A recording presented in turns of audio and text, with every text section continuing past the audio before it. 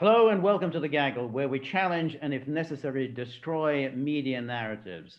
Well, if there's anything that all parties are agreed upon, that is for maintaining a U.S. military presence everywhere, all the time, in perpetuity.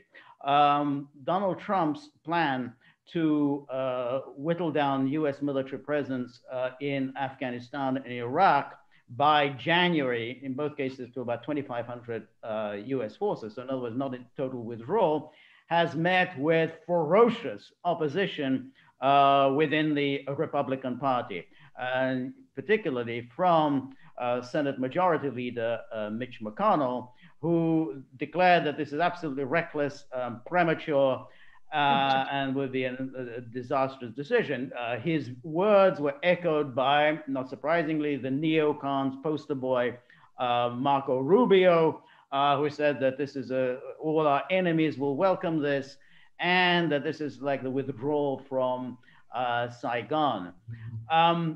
So we're really again in this situation where we always find ourselves in. President Trump announces a modest troop withdrawal, howls of indignation from all corners, from Republicans, from Democrats, from the media. And what usually happens is Trump backs down. We've seen this play out before with Syria. Now that it looks like we're in the latter days of the Trump administration, he may not back down. He may see this through.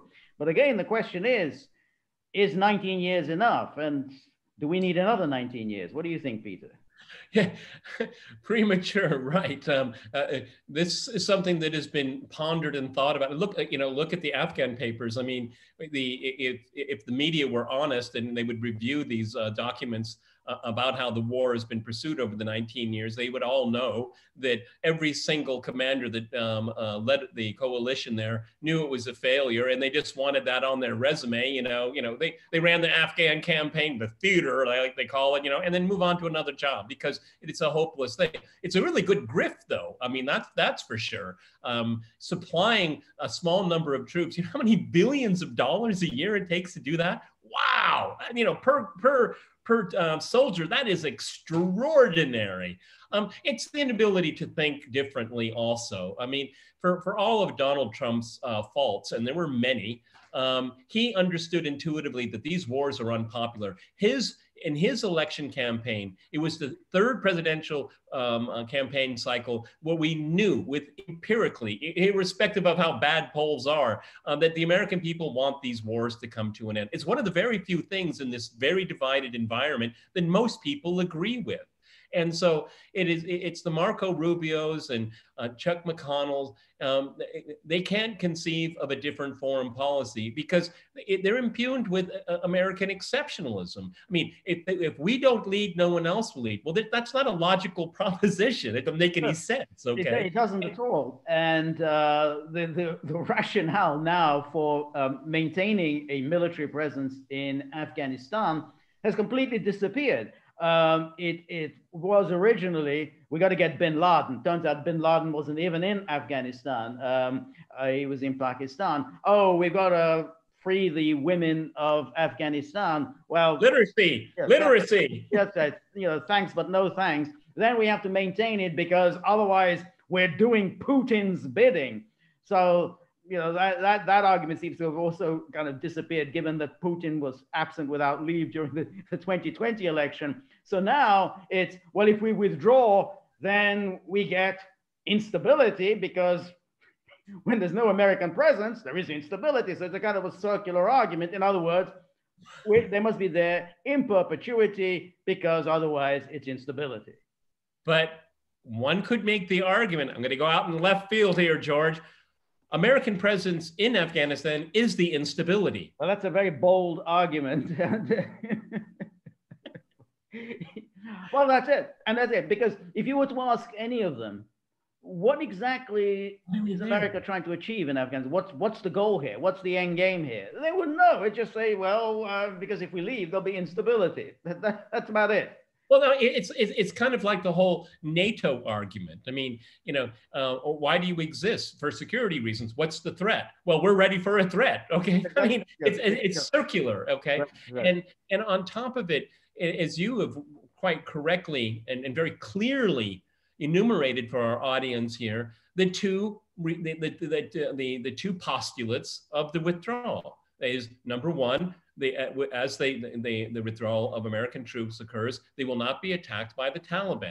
As far as I know, the Taliban has been very, very careful not to touch any American troops there because they want to keep their end of the bargain. Number two, that they will not work in league with Al Qaeda, which of course they never have. Okay, right. So that's the easy one for them here. And then, but this is what always happens, just when you get close to the finish line. But well, we need to kind of reconsider. So, I mean, all of the negotiations that were going on, they were in bad faith. There's at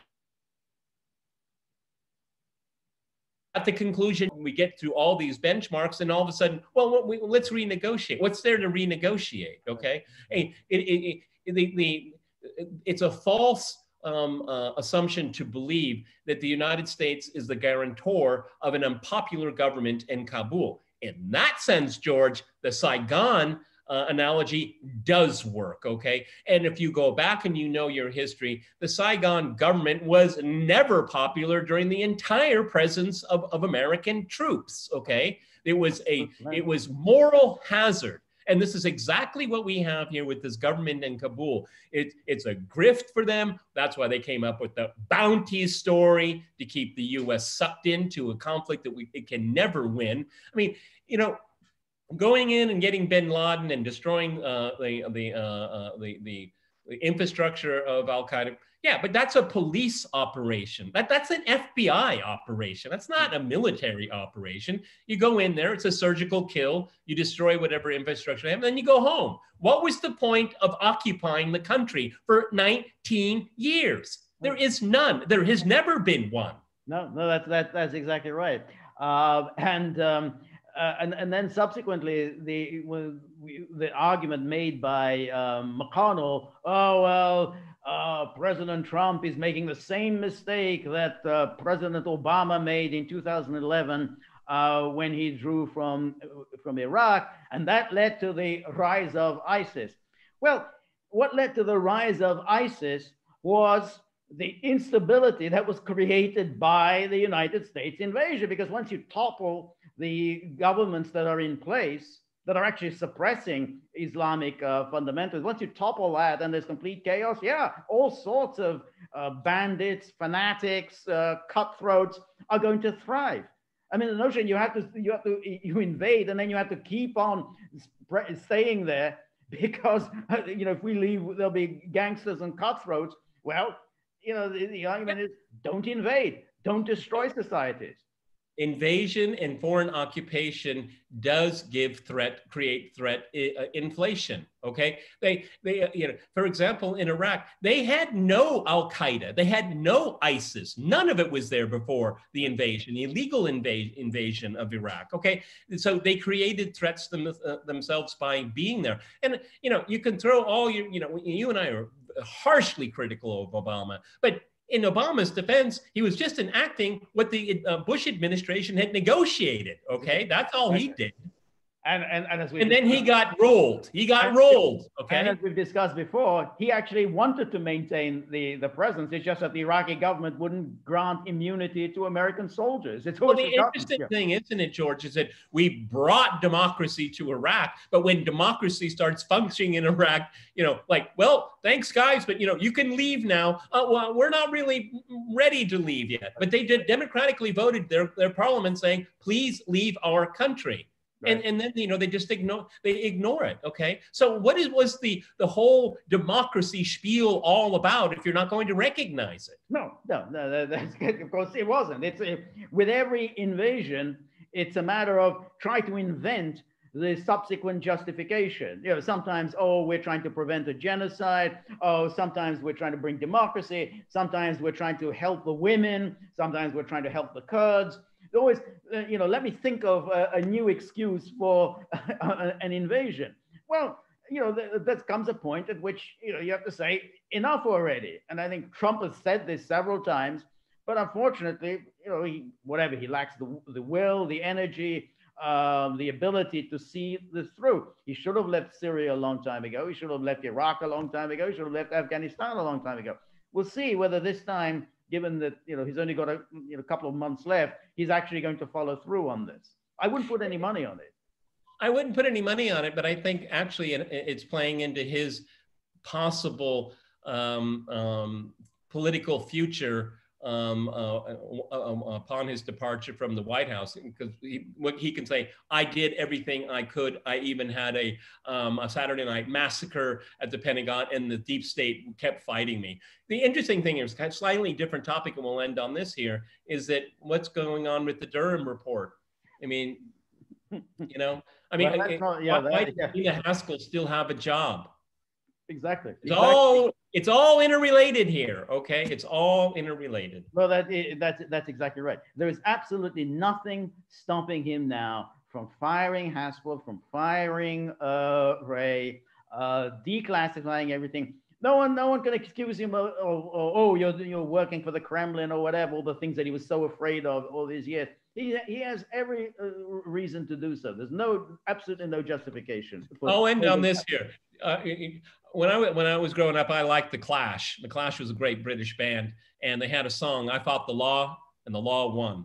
I think that's going to be the theme song on the last day of the Trump administration if he does not succeed in pulling out troops from the Middle East. I think so. And what is likely to happen is that everything, the Durham report, all of the investigations into the origins of Russiagate will be buried, and we will never find out the exact truth of that. All right. Well, thank you very much, Peter. And we will, of course, continue to maintain our laser-like focus on what's going on in the United States.